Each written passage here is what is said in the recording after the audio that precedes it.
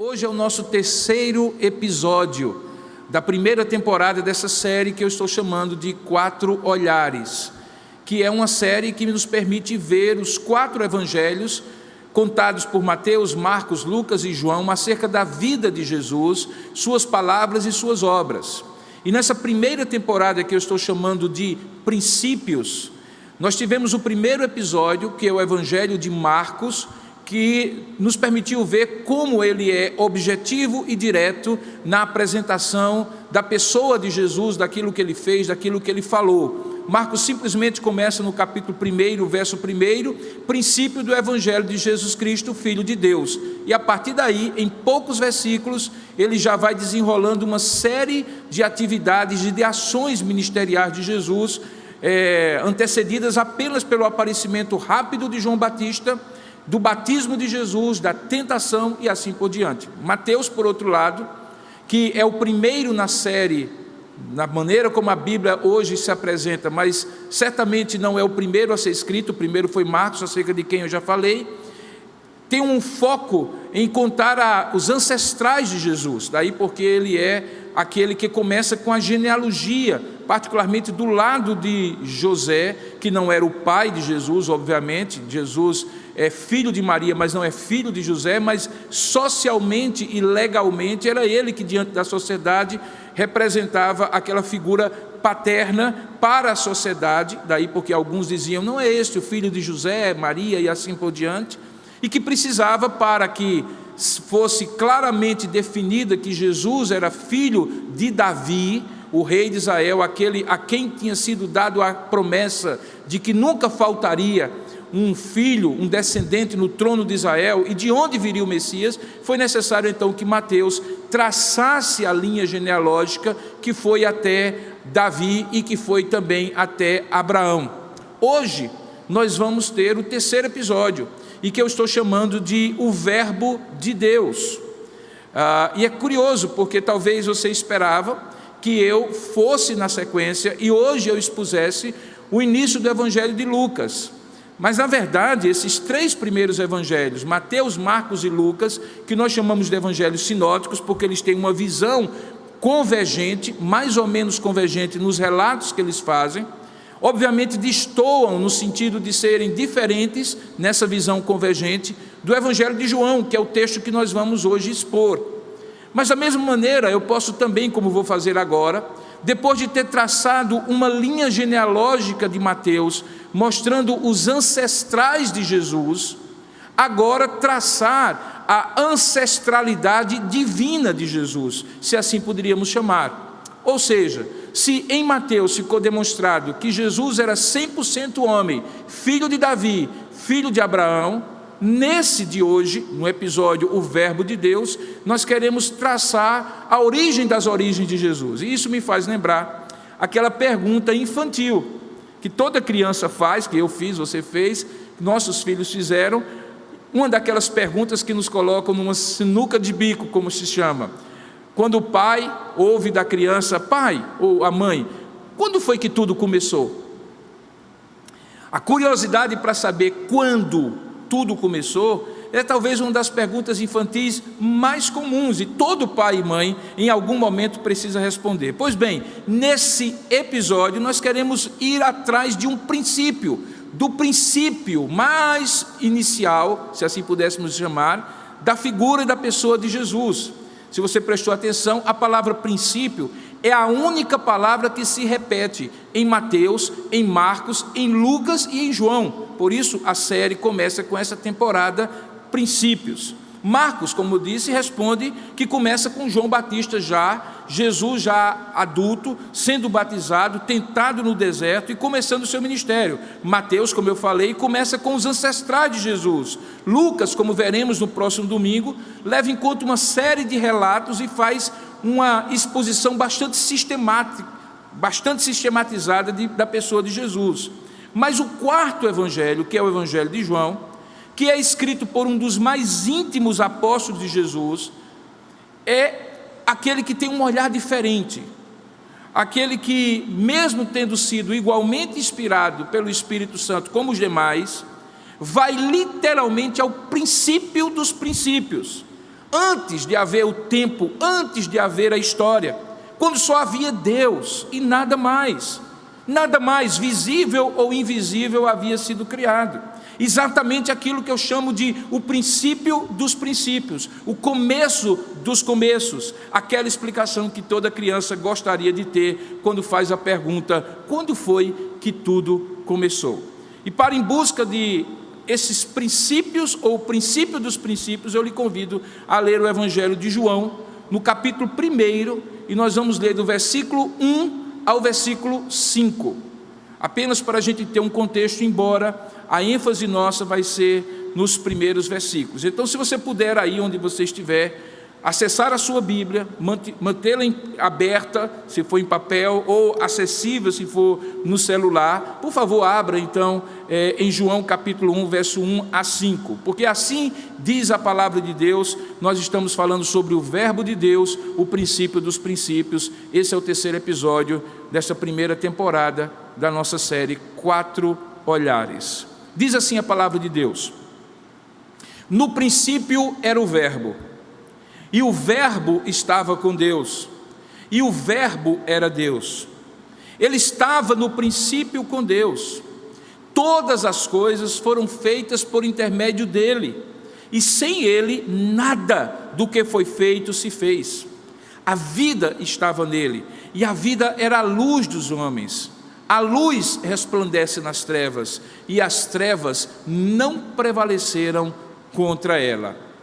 Então, baseado nesses 5 primeiros versículos, é que nós vamos falar sobre o verbo de Deus no princípio dos princípios, antes de tudo começar.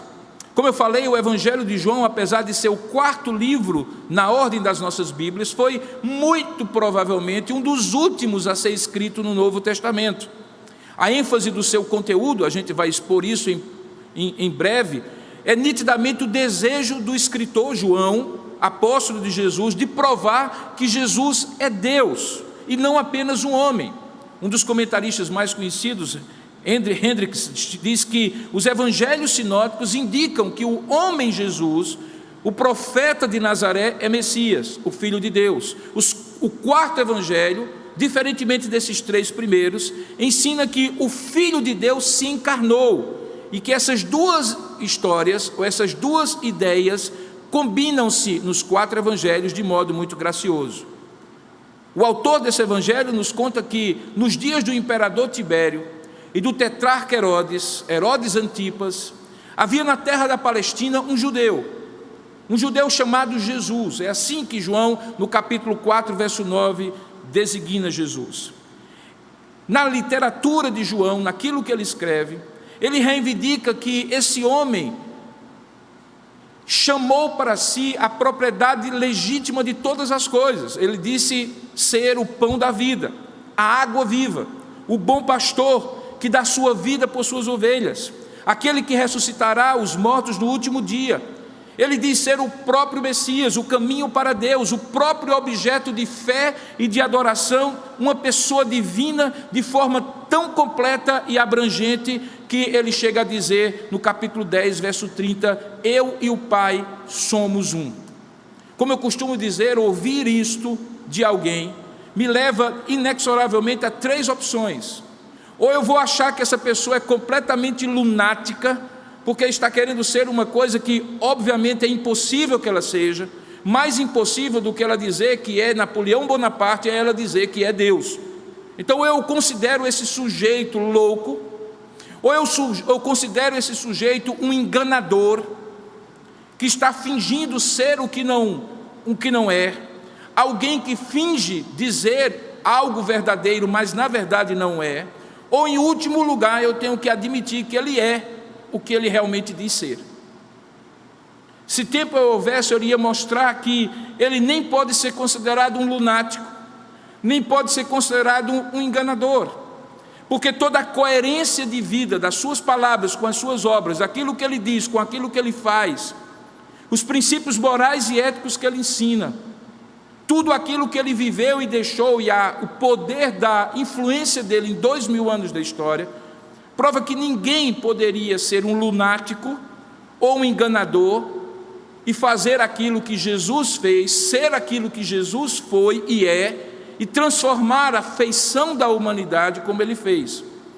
João aparentemente chegou a essa conclusão como um dos primeiros discípulos de Jesus, e tudo aquilo que para nós hoje, à distância, soa impressionante, para João soou tão maravilhoso que ele assume no seu evangelho que de fato Jesus é o Jesus da história, o Verbo de Deus, e ele diz que esse Verbo está com Deus desde o princípio, que ele habita na presença do Pai, e que até mesmo o considera como Deus. E aqui eu estou falando de um judeu, que desde pequenininho ouve a afirmativa: ouve, ó Israel, o Senhor teu Deus é o único Deus e o único Senhor. Portanto, para um judeu aceitar tais reivindicações e fazer declarações tão surpreendentes, registrando-as no Evangelho, obviamente que ele foi profundamente impactado por aquele que não era um estranho para ele, alguém que vivia num país muito distante das cenas que ele descreve. Aquele tipo de encantamento de que, porque você não conhece o sujeito no dia a dia, você o considera como herói. Não! Ele está escrevendo de modo que o herói que ele relata, de fato, foi alguém com quem ele conviveu. O autor do quarto evangelho é retratado como alguém que pertence à mesma raça, à mesma linhagem e à mesma família que o seu herói. O seu autor, João, é um dos primeiros discípulos de Jesus que, juntamente com o seu irmão Tiago, filhos de Zebedeu, todos eram pescadores naquele mar da Galileia, quando Jesus, passando, diz para eles: vinde após mim e eu vos farei pescadores de homens. E eles deixaram as redes e seguiram a Jesus. A partir daí, João se torna uma das testemunhas oculares contemporâneas, no tempo em que as coisas acontecem, do círculo mais íntimo, do amplo círculo de seguidores de Jesus. Ele é um dos 12 que depois se tornam apóstolos, e dentro desses grupos de 12, desse grupo de 12, ele é exatamente aquele com Pedro e Tiago, que se constituem os três que sempre estão com Jesus nos momentos de maior intimidade. E mais, esse homem que conhecia Jesus como ninguém mais conhecia, além daqueles discípulos, que andava com Jesus dia após dia, de forma que ele teve muitas oportunidades para observar eventuais e supostas falhas de caráter, defeitos de personalidade de Jesus, no momento mais sagrado da ceia, se apresentou como discípulo a quem Jesus amava, reclinou a sua cabeça sobre o peito de Jesus, foi o único que ficou até o final aos pés da cruz, foi o único que entrou no seu túmulo quando ele ressuscitou, e foi a ele que Jesus confiou a sua mãe Maria, dizendo: eis aí o teu filho, e confiou a ela, ele a ela e ela a ele, de modo que era alguém que, como discípulo e autor do quarto evangelho, não poupa esforços para proclamar que Jesus não é o enganador, que Jesus não é o lunático, ele é o Jesus da história, que ele conhecia tão bem, ele é o próprio Deus. E por que João tem essa necessidade, impulsionada por Deus, inspirada pelo Espírito Santo, de provar a divindade eterna de Jesus Cristo? Não seria mais simples ele simplesmente fazer como Mateus e Marcos e Lucas fizeram, demonstrar os fatos históricos, narrar os fatos históricos, registrar os milagres de Jesus e pronto? Porque a ênfase de João sobre a divindade de Jesus? É importante que você compreenda esse propósito claramente, que João, inspirado por Deus, motivado pelo Espírito Santo, propositadamente selecionou, dentre todos os eventos que ocorreram, de todas as palavras que foram ditas por Jesus, e que constitui aquilo que nós, exegetas, chamamos de material adicional, o que não está em Mateus, em Marcos e Lucas, mas que só João traz, para trazer à luz a glória do Senhor, o seu ofício messiânico, sua divindade. Se você compreender isso, você entenderá porque que João teve esse olhar sobre a divindade de Jesus, buscando o princípio dos princípios, o Verbo de Deus. Você vai ver, por exemplo, que João expõe apenas seis, é muito pouco em relação aos demais evangelhos, 6 milagres de Jesus no seu evangelho. Ele fala do filho do oficial do rei que foi curado à distância, do homem em Betesda que estava enfermo há 38 anos, do homem de Jerusalém que nascera cego, de Lázaro que jazia sepultado há 4 dias.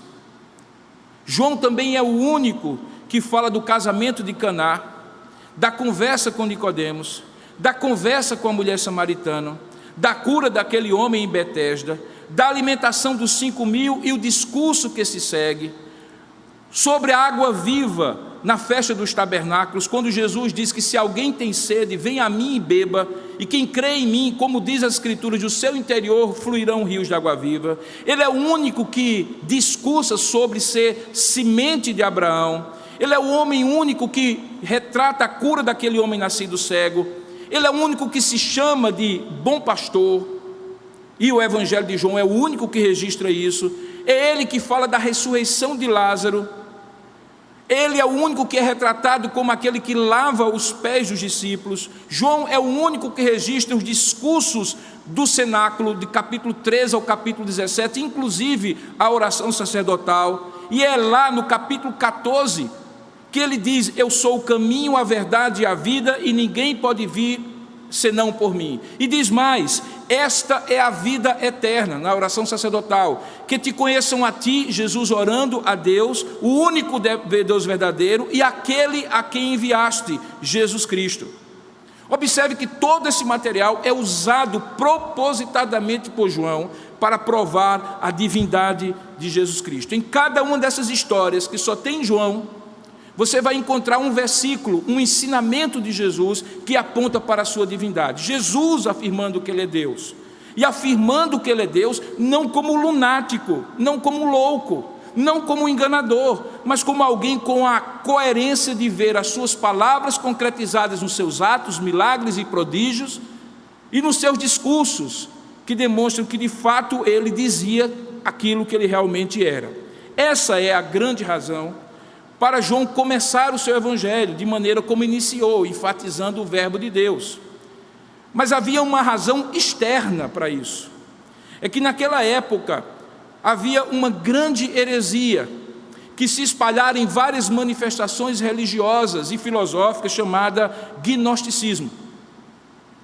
O gnosticismo ainda existe hoje em várias concepções religiosas e filosóficas. A palavra gnosticismo vem do termo gnosis, que em grego significa conhecimento.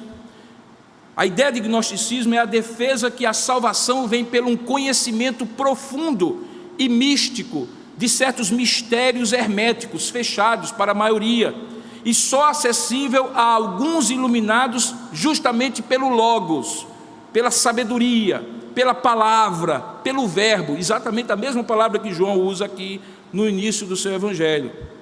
Obviamente que a palavra logos, que os filósofos gregos, helenistas, ou até mesmo os judeus acostumados no Antigo Testamento com a versão Septuaginta, aquela que traduziu do hebraico para o grego, também usam, é obviamente um termo diferente daquilo que eles criam.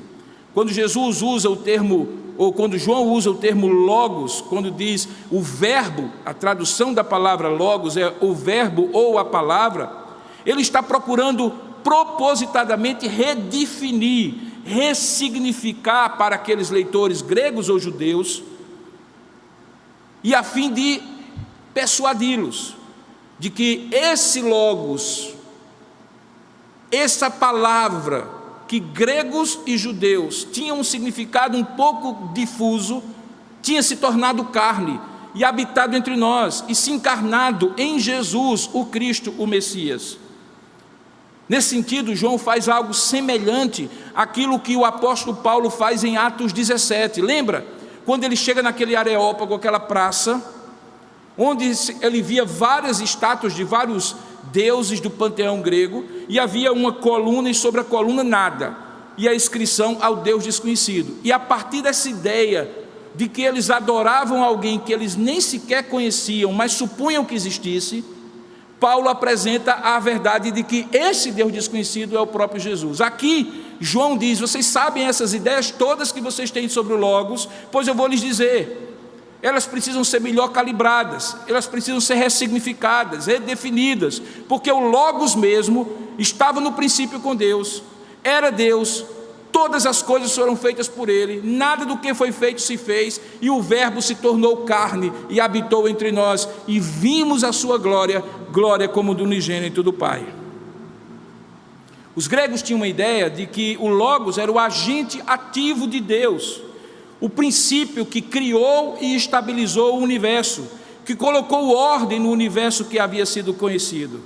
O filósofo Heráclito, por exemplo, do 6º século a.C., declara que o princípio do Logos sempre existiu, desde o princípio, e é o responsável pela existência de todas as coisas. A diferença é que a filosofia grega dizia que o Logos era um princípio impessoal, uma força presente no universo, que formou o universo, está presente no universo, mas não tem desejo, vontade, atributos, personalidade própria. E é aqui que João diz: não, esse verbo, esse Logos, ele se tornou carne, ele teve gente, ele foi gente, ele se tornou pessoa humana, sem deixar de ser o Logos, o Verbo eterno.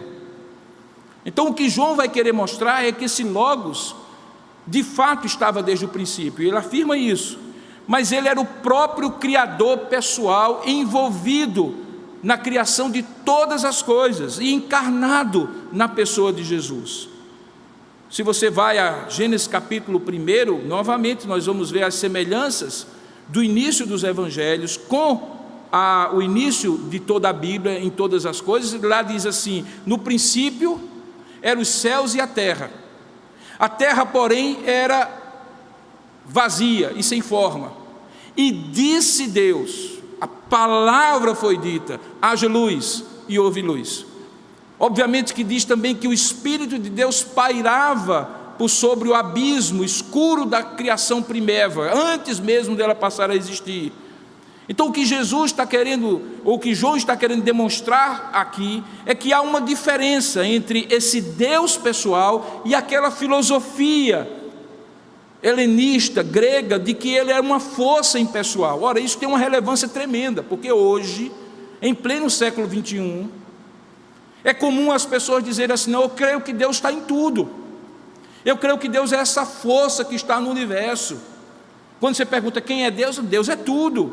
Uma noção meio panteísta, que tem uma influência gnóstica, que está presente, mas não tem gosto, não tem vontade, não tem preferências, não tem quereres, não tem absolutamente nada que o caracterize como pessoa. João então vem a dizer que no princípio do seu evangelho, mais antigo até do que as origens humanas de Jesus o Cristo que ele haveria de narrar, há uma origem ainda maior, mais antiga, eterna, que é o princípio dos princípios, o Evangelho sobre o Verbo de Deus. Portanto, se alguém perguntar para mim sobre o que João fala quando conta a história de Jesus, João fala sobre o Verbo de Deus encarnado, como ele é Deus e o princípio antes de todas as coisas. É este princípio que ele deseja declarar. E como é que ele declara?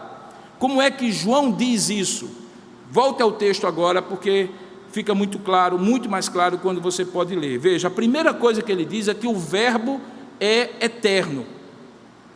Algumas vezes eu vou usar a palavra verbo, logos, palavra, e você vai entender que é a mesma coisa. O Verbo é eterno. Ele abre o seu evangelho declarando solenemente, como se estivesse fazendo um discurso: no princípio era o Verbo. Veja que ele usa a mesma expressão se ele estivesse falando em hebraico, ele está escrevendo em grego, mas como judeu, se ele estivesse falando em hebraico, ele usaria a mesma expressão, bereshit, do hebraico, que significa no princípio. Aqui ele usa a expressão arre, que em grego significa o princípio de todas as coisas. O que ambas significam? Significa algo eterno, fora do tempo, antes da criação do tempo e antes da existência da história, algo que é difícil até mesmo de imaginar, porque nós somos seres presos ao tempo e que temos uma noção de história, de começo, meio e fim de todas as coisas. Pois bem, antes do começo, a eternidade, o Verbo estava lá. É algo que não tem começo, É eterno porque não tem começo nem tem fim. Eu sei que algumas vezes as pessoas confundem eternidade como alguma coisa perpétua, sem fim. De fato, todos os seres espirituais criados por Deus não terão fim. O ser humano não terá fim, os anjos não terão fim. Mas não ter fim não significa que é eterno. Eterno só existe um, porque não apenas não tem fim, como também não teve começo. A eternidade se caracteriza como alguma coisa que não tem começo, nem tem fim. E o que João está dizendo é que essa própria infinitude no tempo, que garante a presença fora do tempo, a própria onipresença, que os anjos não têm, apesar de não terem fim, que os seres humanos, o espírito humano não tem, apesar de não ter fim, Deus, o Logos, tinha de eternidade a eternidade. Na teologia sistemática a gente diz que a eternidade é um atributo incomunicável de Deus, só Deus tem. E Ele não comunica a ninguém, de modo que quando Ele nos dá a vida eterna, bem que isso poderia ser chamado de vida perene, ou vida eterna, no sentido de perpetuamente sem mais possibilidade de separação de Deus. Mas eternidade, no sentido próprio da palavra, só Deus é. E Jesus é chamado aqui justamente desse Logos que é eterno. Veja que o termo que é usado aqui, que também pode ser traduzido por palavra, traz a ideia de que ele estava no início com Deus. Veja, o sentido é que o verbo, esse verbo, no princípio era o verbo estava com Deus, ele estava desde toda a eternidade na comunhão mais íntima possível com o Pai, e tinha um deleite maravilhoso, tanto é que na oração sacerdotal, no capítulo 17, o próprio Senhor Jesus diz assim: Pai, glorifica-me agora em Tua própria presença, com a glória que eu sempre tive contigo, antes que o mundo existisse. A eternidade de Deus, portanto, claramente é a presença atemporal, fora da história, do Logos, do Filho de Deus, do próprio Deus, da palavra viva, como Deus que é. No princípio era o Verbo, e o Verbo estava com Deus, e o Verbo era Deus. Perceba que o texto também diz, um pouquinho mais na frente, algo muito interessante. Ele diz que todas as coisas foram feitas por intermédio dele, e sem ele nada do que foi feito se fez. E aí João está fazendo a segunda afirmativa desse princípio do seu evangelho. É que não somente o verbo é eterno, mas que o verbo é criador.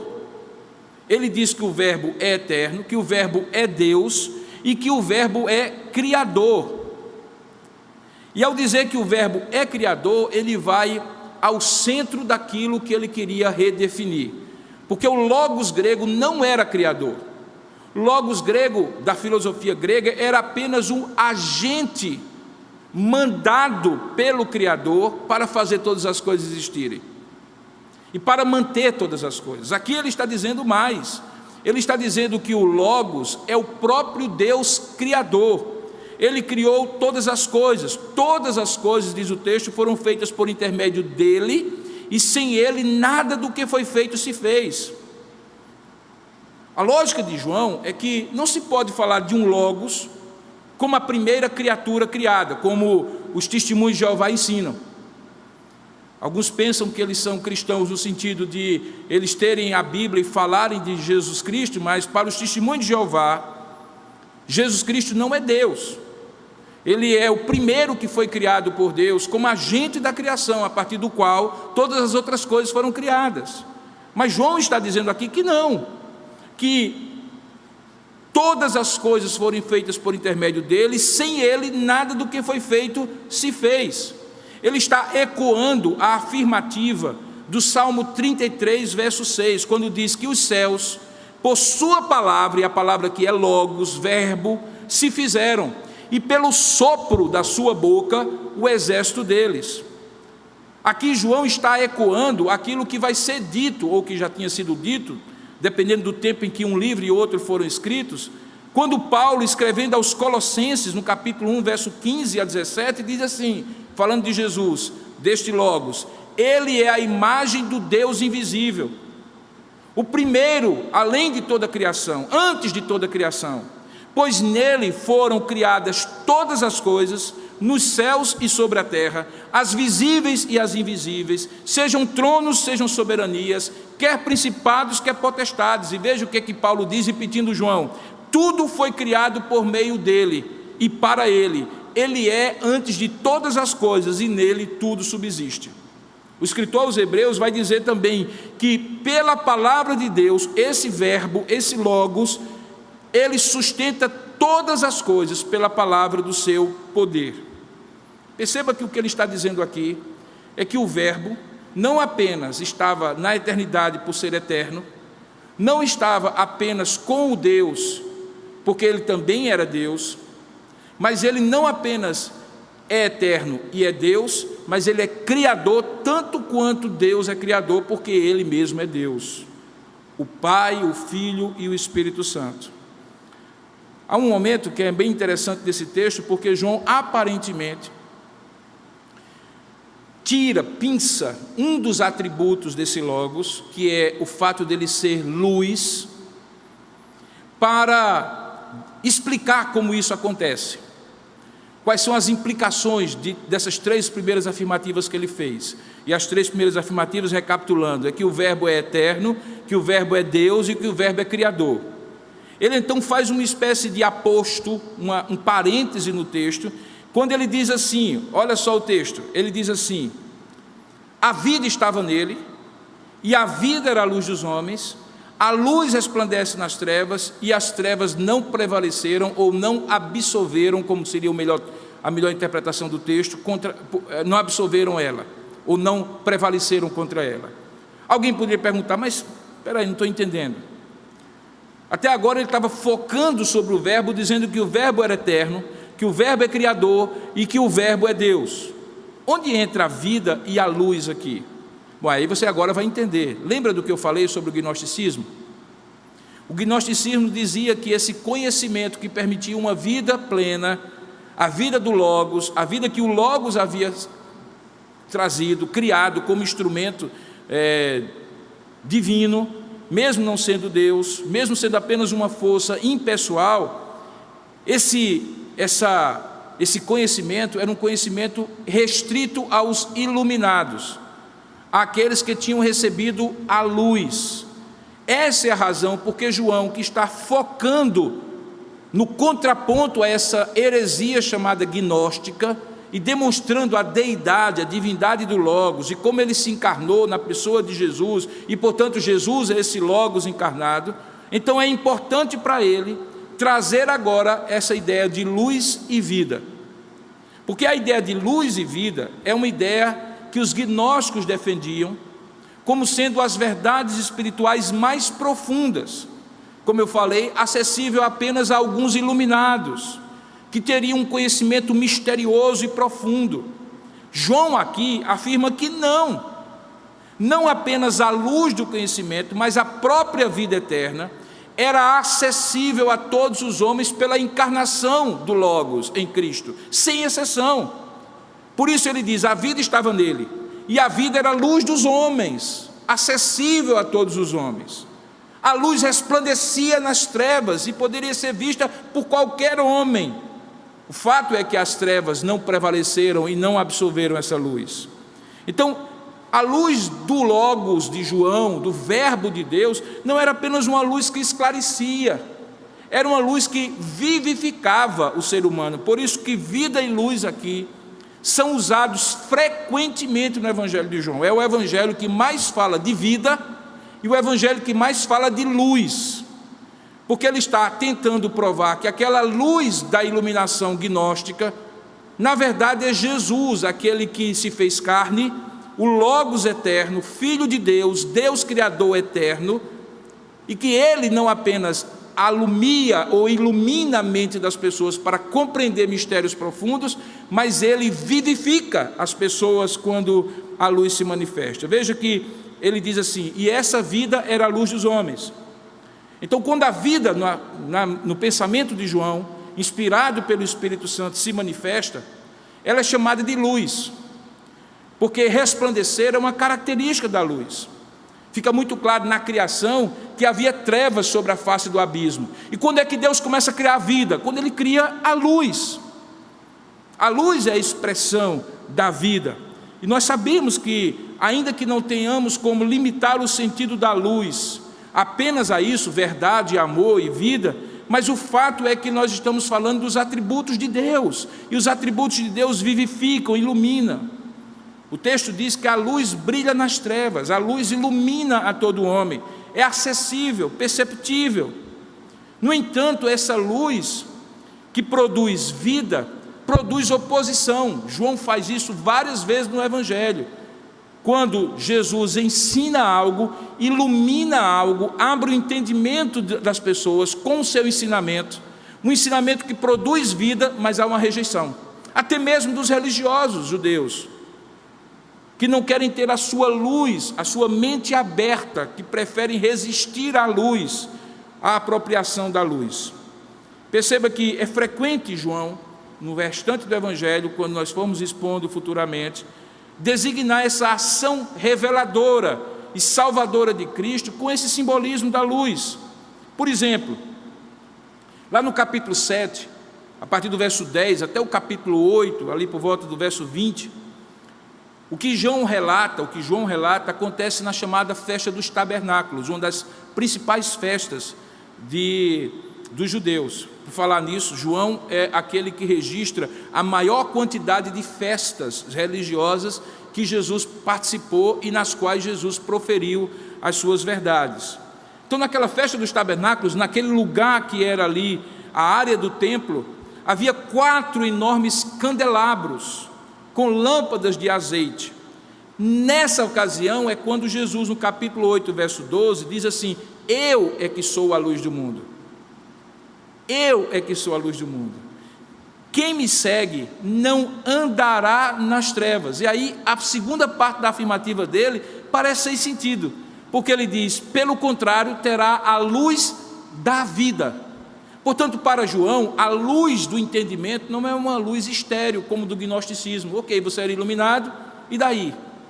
Você que buscasse aprofundar esse conhecimento. Não, para João, o verbo de Deus, que era eterno, que era criador, ele é a luz do mundo, e quem o segue não andará nas trevas, e como contrário a isso, terá a luz da vida, ou a luz que vivifica, como seria melhor traduzido. Ele repete isso um pouco mais na frente, naquele milagre que eu mencionei, que é o milagre que só João conta, que é o milagre no capítulo 9, quando Jesus cura um cego de nascença. E aí ele diz no versículo 5 daquele capítulo o seguinte: enquanto eu estou no mundo, eu sou a luz do mundo. E depois ele diz: eu vim como luz para o mundo, a fim de que todo aquele que crê em mim não permaneça nas trevas. E aqui ele inverte aquilo que o gnosticismo ensina. O gnosticismo dizia: você precisa ser iluminado, e para a iluminação você precisa do conhecimento místico que o Logos abre o seu entendimento para ter.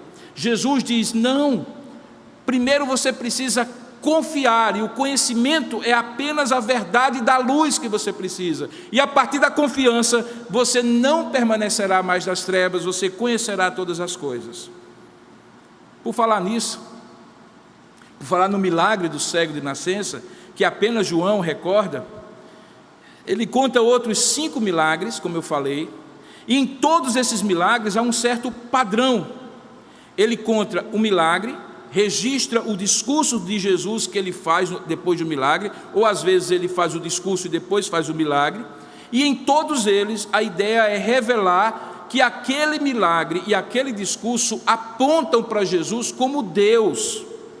Por isso você encontra somente em João os famosos 7 eu sou, quando Jesus pega aquela expressão sagradíssima para os judeus, quando Deus se revela para Moisés em Êxodo capítulo 3, verso 14, dizendo: eu sou o que sou, dizei a Faraó e ao meu povo que eu sou me enviou a vós.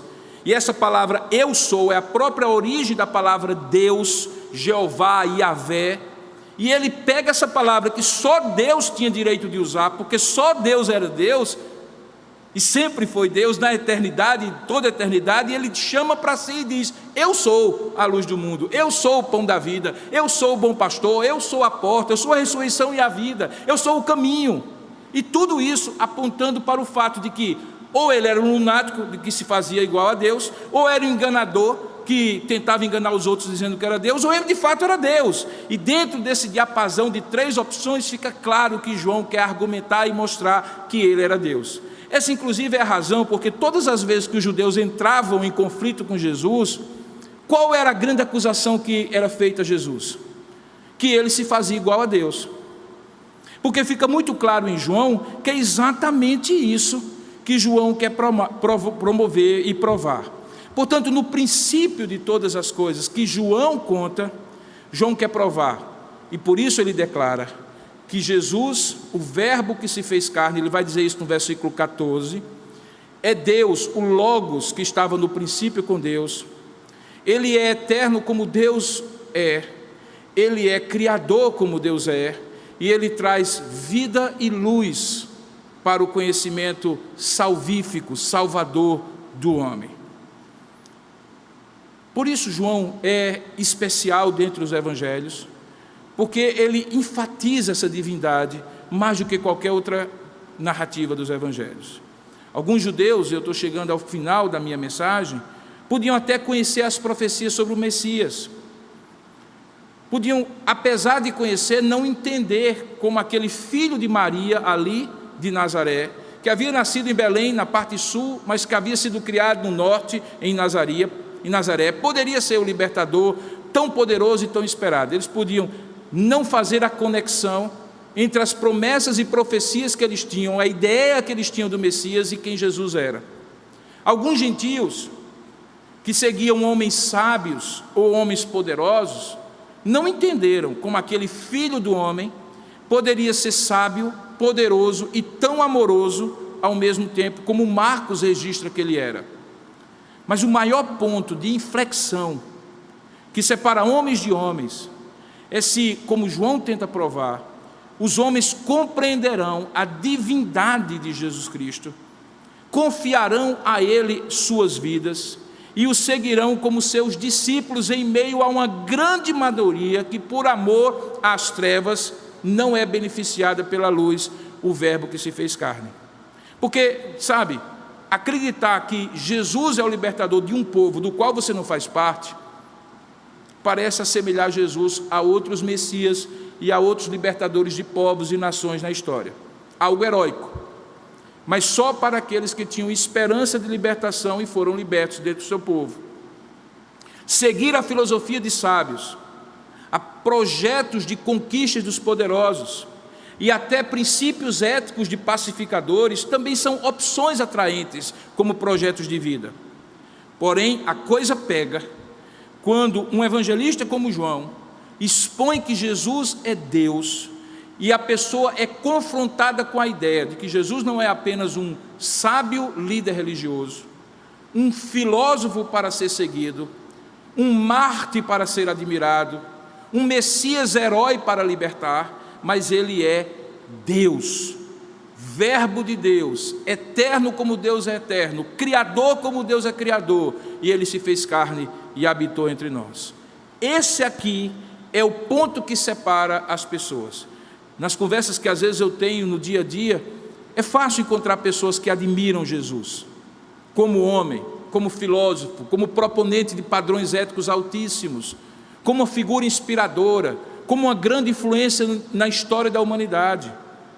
Agora, quando chega no ponto da pessoa reconhecer que ele, uma só pessoa, tinha duas naturezas, era 100% homem, como Mateus e Marcos enfatizam, mas que era 100% Deus também, como João enfatiza, é aqui que as pessoas eventualmente barram e dizem assim: isso eu não posso ter certeza, ou isso eu não quero ter certeza.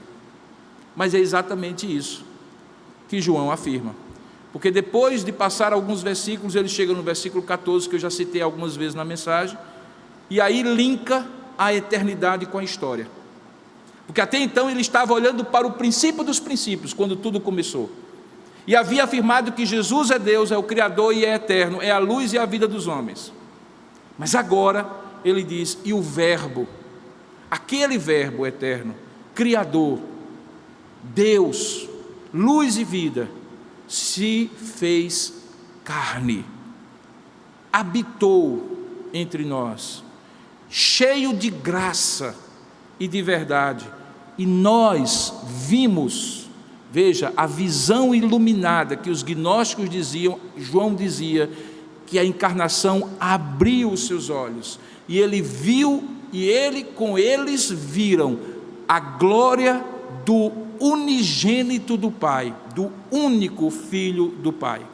Então João ressalta que esse Verbo pré-existente assumiu plenamente a existência humana, para se fazer igual aos seres humanos, manifestar a glória de Deus, vivendo uma vida perfeita, morrendo uma morte perfeita, ressuscitando ao terceiro dia, para que ficasse claro que o autor da vida não poderia ser matado, assassinado, morto e permanecer morto. Ele resplandece no terceiro dia.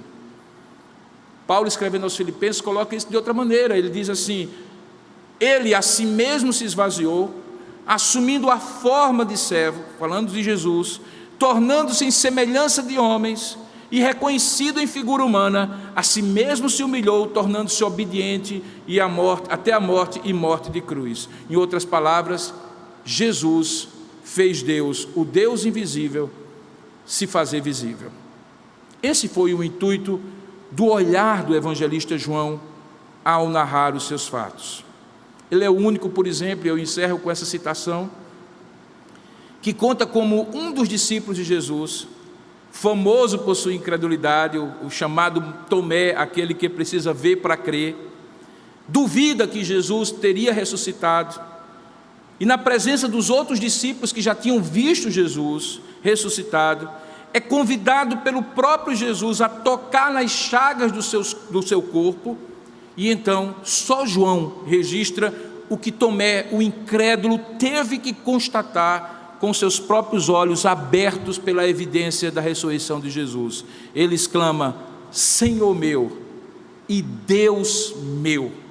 E nós estamos falando de um judeu que reconhece em Jesus o senhorio e a divindade, que até então ele pensava ser de uma única das pessoas da Trindade, visto que eles não são trinitários, são monoteístas, unitaristas, que creem na existência de uma única das pessoas da Trindade. Mas agora o judeu Tomé, incrédulo por natureza, toca no lado de Jesus, nas chagas das mãos e nos pés de Jesus, e aí exclama em adoração: Senhor meu e Deus meu. E então Jesus responde: por que me vistes? Creste? Bem-aventurados são aqueles que não viram e creram.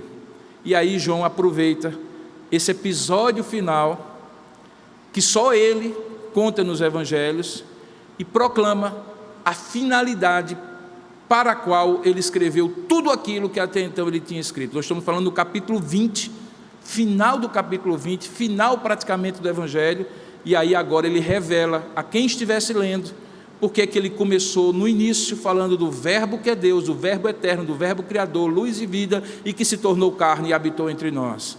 É quando ele diz no versículo 30 e 31 do capítulo 20, as seguintes palavras: na verdade, fez Jesus, diante dos discípulos, muitos outros sinais, que não estão escritos nesse livro. Ele se referia ao próprio evangelho que ele havia escrito.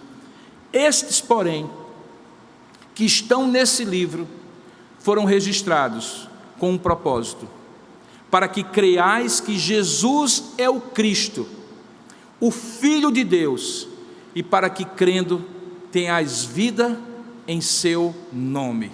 Ali estava o olhar de João, proposital, de focar na pessoa de Deus, de Jesus, o Verbo encarnado, o próprio Deus. Que implicações isso tem para mim e para você hoje? Bom, é relativamente simples. Se eu acreditar que Jesus é menos, mesmo sendo muita coisa, mas ele é menos do que Deus, Então eu não preciso me preocupar com coisas que Ele exige de mim. Eu não preciso adorá-lo, eu não preciso crer nele sem nenhuma dúvida, eu não preciso obedecer às palavras dele como se fossem a própria expressão de Deus. Eu não preciso me submeter a ele, viver orbitando nele. Eu não preciso adorá-lo, cantá-lo, tornar o culto centralizado nele, a minha vida centralizada nele.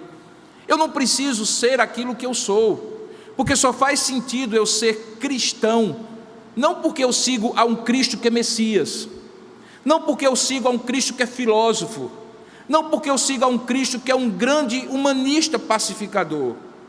Ser cristão significa seguir ao Cristo que é Deus. Portanto, se eu creio que Ele é Deus, então eu estou diante daquela terceira opção que eu falei, que Ele não é um enganador, que Ele não é um louco e que Ele é o próprio Deus. E aí eu não sei você, mas mesmo sem tocar as chagas de Jesus, eu me quedo diante dele dizendo: Senhor meu e Deus meu, porque eu estou diante do maior mistério de toda a história e fora da história, é que o Deus eterno, Criador, luz e vida, Deus como só Ele é, se fez carne, virou uma criança indefesa nos braços de uma mulher jovem e virgem chamada Maria, numa inexpressiva cidade de Judá, chamada Belém, odiado pelo rei e pelos poderosos religiosos da época, adorado por anjos, por pastores, visitado por magos, cujas palavras e ensinamentos mudaram completamente a história, cujos milagres apontavam para um poder maior do que simplesmente alguém que curava, porque todos os milagres eram sinais da sua divindade. Diante desse mistério, é impossível que alguém, mesmo chamando-se de cristão, não o adore, não creia, não o obedeça e não o siga como Deus que se fez carne, que habitou entre nós, que vimos a sua glória, glória como no unigênito do Pai.